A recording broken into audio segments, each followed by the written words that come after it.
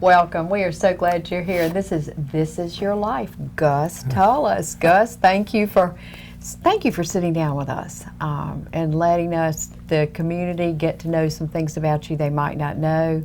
It's especially timely because we're celebrating all the years you've dedicated to this area with being on the board for the Department of Transportation. We hope you have lots more years to keep contributing to our community. But I want to start and go back to when you were born in Williamston, learn a little bit about why your dad was in Williamston. I understand he didn't start out there. Your brothers, your sister, and just learn about your life, about Bet, your children.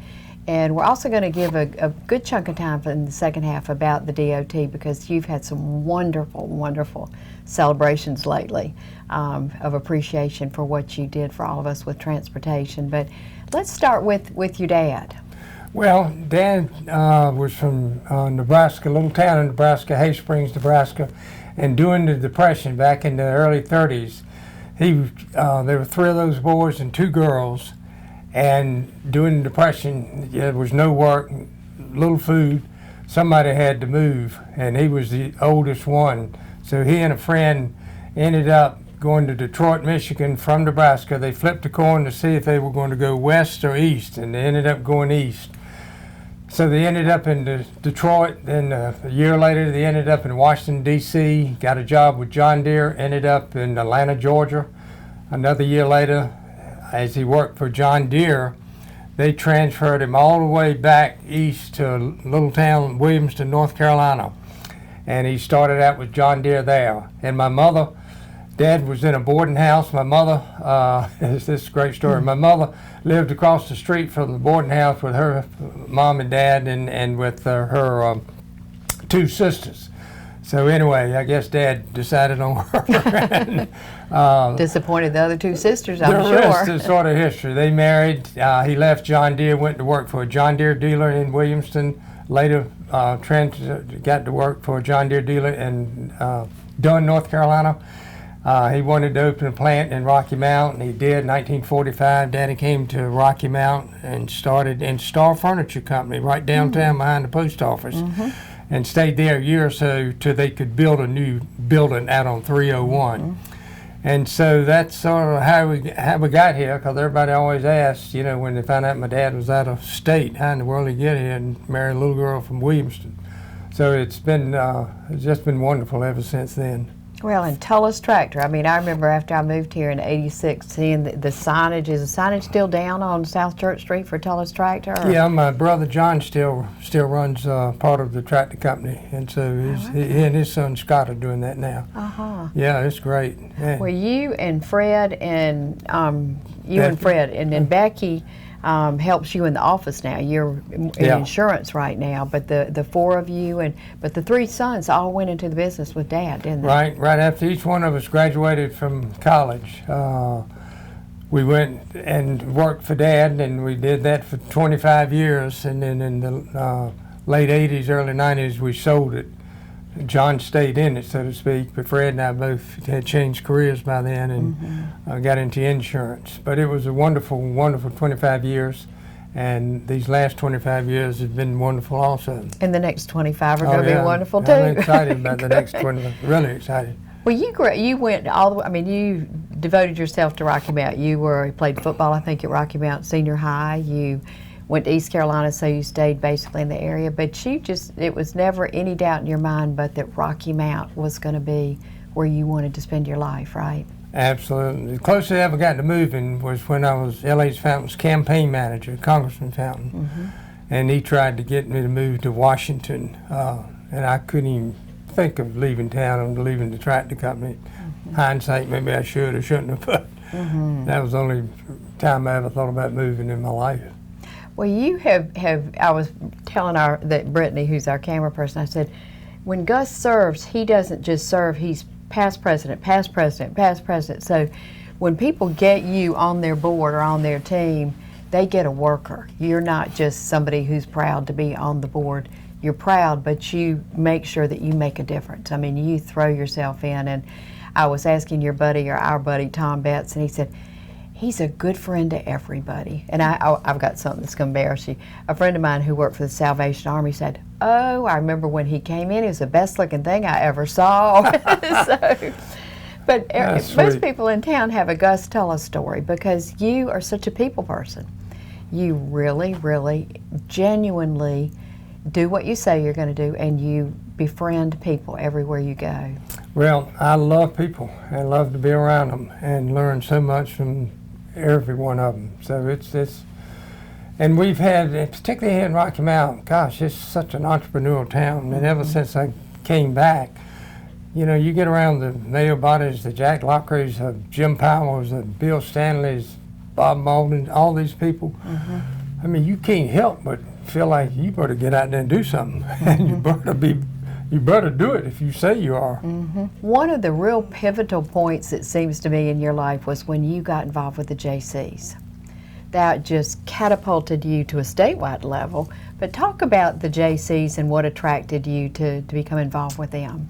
Well, that's interesting. And back then, the JCs were a young man's organization. You could, from age 21 to 35, you joined, and it was a leadership training organization. They don't have them like that now, unfortunately, but we were the only thing in town then, or in the state, in the country. And we would have projects that you would take on, like, I remember Raleigh had the professional football team come down one year. Well, they lost about $30,000, but nobody got fired. They learned how to put together something, and the next time they did it or went out and did something business-wise, you know, they knew about leadership. And all the banks, all the doctors, all the lawyers, all the professionals encouraged and insisted that their young executives, male executives, become part of the JCs, and they would pay their dues. And Rocky Mount had one of the biggest chapters in the state, and there was just always projects going on that leadership training was involved in, public speaking, things like that. And so I got started in that real young. Jean Almand, my brother, was in the JCs, and so naturally when I came to work, the first thing he sort of had me do was join the JCs. And I really got active in it and loved it, and then started getting active in a regional level and then a state level. And that's where it really, I had an opportunity to meet so many people. And then later when I became state president, that was just wonderful. Then did you go nationally and meet other people from other states beyond North Carolina? I mean, you represent North Carolina, meeting people nationally? Yeah, we would go off, and we had a friend of mine, Jim Hastings, ran for national president. So that year he ran, he was state president the year before I was, and when he ran, I was sort of obviously his campaign manager, so we traveled all over the United States, you know, campaigning, and met. It was just really quite an experience. I know we'll talk about my late wife, Bet, later, but no, let's go right into Bet. Was wonderful. So she was a saint to put up with, and my children, they were sort of young. They probably don't realize how gone I was, but she was teaching school, music, and raising those children, and I was gallivanting off somewhere in the state or somewhere in the United States, and you got to have a strong partner that will put up with that. Sounds like a military wife kind of. Yeah. Going out all the time. How did you and Bet meet? And she's Beth. She was Munden. Beth Munden. Her daddy was manager of Belt Tyler, and everybody remembers Belt Tyler. And he was Josh Munden, just an incredible guy. But he was the manager of Belts. But anyway, when they moved here from Elizabeth City, she went to Fannie Gorham School over on the Edgecombe side of town, and I was going to Brazil School on the Nash side of town. And once you got through the 6th grade, then you moved into junior high school, and they combined, you know, the schools. And so when we went to the 7th grade, in fact, the summer of the 6th grade, we were at the Rocky Mount swimming pool. All the kids from Fannie Gorham and Rocky Mount, Brazil, you know, gathered and met. And we met, and believe it or not, in the 6th grade, that summer, started going together. Wow. And then when we got into junior high school, 7th, 8th, and 9th grade, I was playing football and basketball, and she was the cheerleader. Mm-hmm. And then when we went to senior high, 10th, 11th, and 12th grade, we were going together. And then when college came, she went to Converse College because she was a music specialist. Mm-hmm. And then I went to East Carolina, but would go to Spartanburg, South Carolina, even before they had 4-lane roads, about every other weekend, or she would come down here. Mm-hmm. And so, believe it or not, we lasted through college, and then we got married, and we had 2 wonderful children. Got married 46 years, so we were together really 56 years. Mm-hmm. But she was a strong lady and put up with a lot. Well, but you, and I'd have to say, the number of the people I talked to prior to this interview said she had some illnesses. She had surgery on her legs and a number of other things, and that nobody could have asked for a more wonderful husband than you were, with just really taking excellent care of her and just right there. That you just took that in for better or worse, in sickness and in health, totally to the full commitment, and people really admire you for that, Gus. Well, that's nice. I'd say anybody would do it, but anyway, I did it, and that's nice of you to say it. Well, nice of them to say it. Certainly. Well, from 6th grade, being your girlfriend, I mean, that was, one of the things I remember about her, and I'm sure you were supportive of this too, but she taught the 6th graders for etiquette and dance, ballroom dance. 6th and 7th. Oh, okay. Well, Yeah. that's right, because both my kids took it for 2 years, Yeah. and that really, I remember sometimes the girls were this tall and the boys were this short. But she taught them manners, and it was just wonderful, and that's been continued, I think. Somebody else picked that up. And today it's just so heartwarming when a kid will come up to me, and they have kids of their own now, and they talk about what Miss Tulloss did, and manners, learning how to shake hands, learning how to look somebody in the eye. Those little boys learning how to grab the girl by the elbow and escort her, open the door for her, and just the little boys back then, they fought like the Dickens. They didn't want to come. Their mamas made them come. But today, they just say it's probably one of the greatest things that ever happened to them. And they never forgot it. And they'll tell you, and they love it. But you're right, the little girls are about a foot taller than the boys. But she taught a lot of kids. She had about 30 in each class, 35. You do that for 10, 15 years, you touch some lives. Oh, yeah. Well, and she did with her music, too. I mean, you both. She made big contributions. Talk about your children. I have a son, Harrison Tulloss. That's just wonderful. He's 50 years old. He's got 2 beautiful children. His daughter, Cameron, is a senior at state this year. His younger daughter, Harris, is in the 8th grade. And they live in Raleigh. And just doing well. His wonderful wife, Maria, is just a great, great gal. Then I have Kimley, my daughter, is in her 40s. She and her high school just graduated son, River, they're in Asheville. Oh, good. And is she a nurse? Yeah, Kimley is a registered nurse.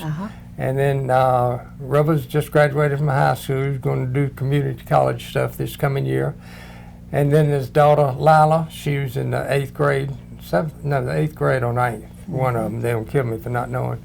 But they're great kids. They live in Asheville, and they love Asheville, and Asheville's a great town. Kim had gone for 10 years. She was a junior at state and wanted to take a semester off. And so she went out to Colorado with some friends. And 10 years later, she came back home for that one semester. Good. Anyway, so she loves the mountains, so that's worked out wonderful. Well, let's very, very quickly talk about Nancy. You lost Nancy Williamson, lost her husband, and y'all didn't know each other, but as fortune would have it, good fortune would have it, you met each other, and you've been engaged or together for how long? We've been engaged about 7 years, and we met. Her husband was Ted Williamson. He was a executive with Carolina Telephone, and he died about a month or 2 before Bet did, and they lived down at Emerald Isle, and we didn't know each other. Ironically, our paths never crossed or met, and he was with Carolina Telephone, so I was with them a lot. How we didn't meet, but we never did. But anyway, some friends in Moorhead knew both of us and thought it'd be neat to try to hook us up. And it was neat. It is neat. They did hook us up, and she's been a real rock in these last 8-9 years.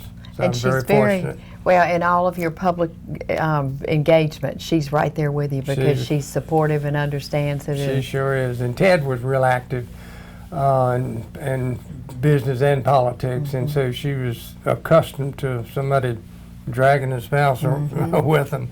But she's so good in a crowd, just like Bet was, and that's just wonderful to have somebody that's supportive and can be with you.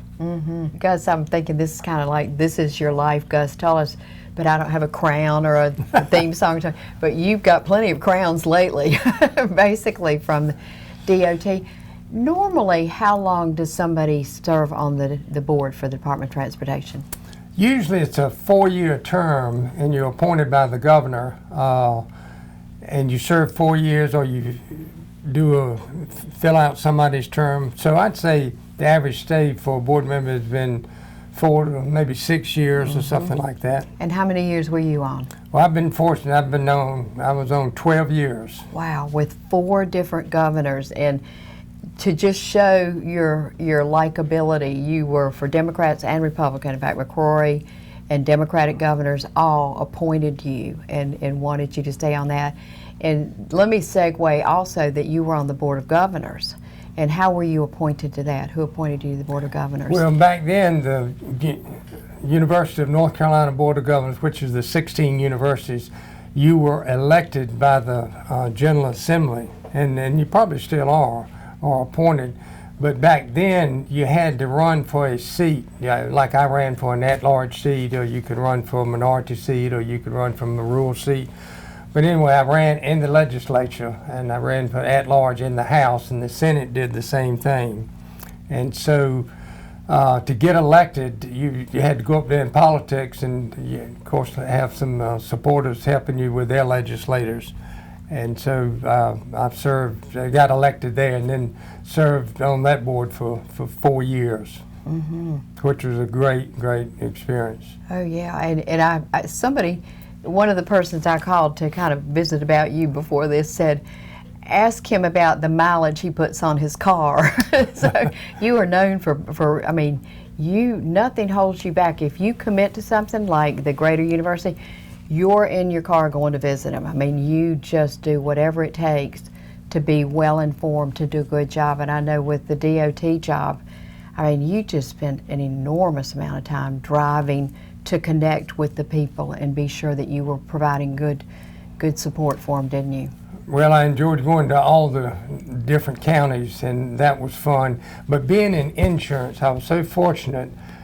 You can do that, particularly now everybody's seen since the virus, that you can work from home, you can work anywhere, and as long as you got your computer and all. And I really learned to do that when I was on the Board of Transportation, no matter where I was.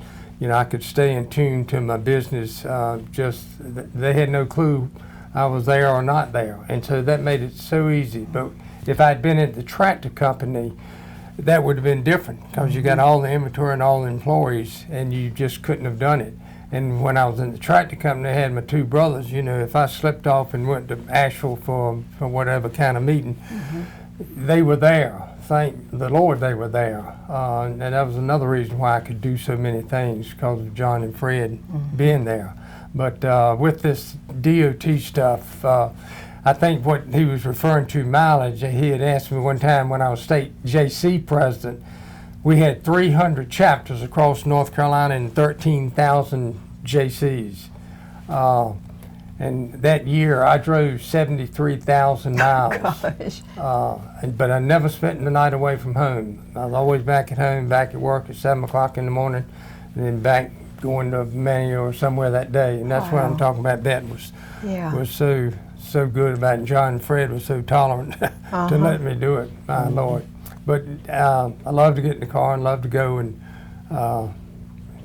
you can just do that in Well, this business. let's talk about the ceremonies, the various counties. You represented 4 counties? Six. 6 counties. Six Okay. counties. Let's start with Nash. What did Robbie and his crew do? They did, you can see it way over there, but incredible proclamation had me come to the Nash County Board meeting recently, and Wayne Outlaw, I think, spearheaded it, and they read this just wonderful proclamation. And I said, somebody did their homework. They had more information in there than I could even hardly remember. And then that afternoon, I went to up to Halifax, and the Halifax County Commissioners did a very, very nice proclamation. And then I went to Wayne County, as well as the city of Goldsboro, on 2 different occasions, and they were just very generous in their appreciation. So it's been humbling. It's been hard to walk in a room without your head busting that door. Well, and that's another thing. Your head doesn't bust, Gus. I mean, you're just there for all the right reasons because you truly care. You're not doing it to get your name on something. You're doing it because you really want to improve the lives of other people, and we all know that. I mean, it's just been wonderful that you've done in this large box they gave you. Tell us about that. That was Friday, is that right? Yeah, that was Friday. No, that was Tuesday. Anyway, Nancy went, and they had, once they realized I was retiring from the board, they wanted to do something. You know, somebody had been there 12 years, and I've raised half of them. And you couldn't do anything because of the virus.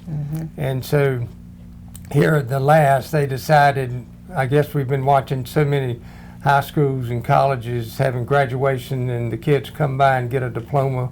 You know, the teachers give them their diploma.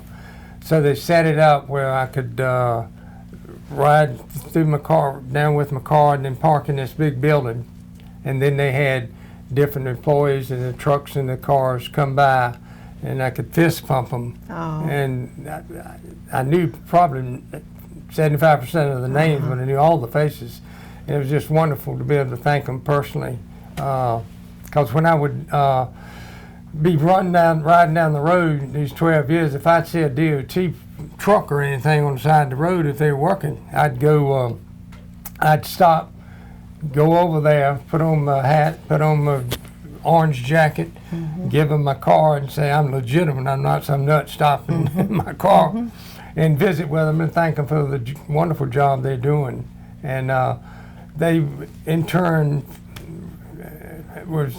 anyway, they evidently meant a lot to them, and they wanted to come and thank me, and they did. Absolutely. And Nancy was just carried away. She said, I've never seen men say nice things like they did about another man. Well, they were celebrating you guys and showing their appreciation. Speaking of celebrating, you have always celebrated everybody else with your laminating. You cut articles out of the paper, and that's one of your kind of signature things that you've done for people for years and years. About how many years have you done that, and how many do you figure you probably sent out through the years? Well, if I started when I started work with Daddy back in 1967, so that's what 53 years ago. Dad used to have a Polaroid, and he used to send out pictures, so I know that's where I got it from. And so I started sending out for weddings, for funerals, or anything that somebody's article was in there, or either laminated or put it on a board and send it to them. But if you averaged it out, it would average to be at least one a day. Some days I'd do 10, some days I'd do none. I mean, so one a day for 53 years. Wow. Times 365 days a year. That probably is 19,000 some. And I was mentioned to Jean a while back, I never had anybody come up to me and said, don't you ever send me another nice thing about myself. Well, and I'm teasing, but folks appreciate it. And I did it not to sell.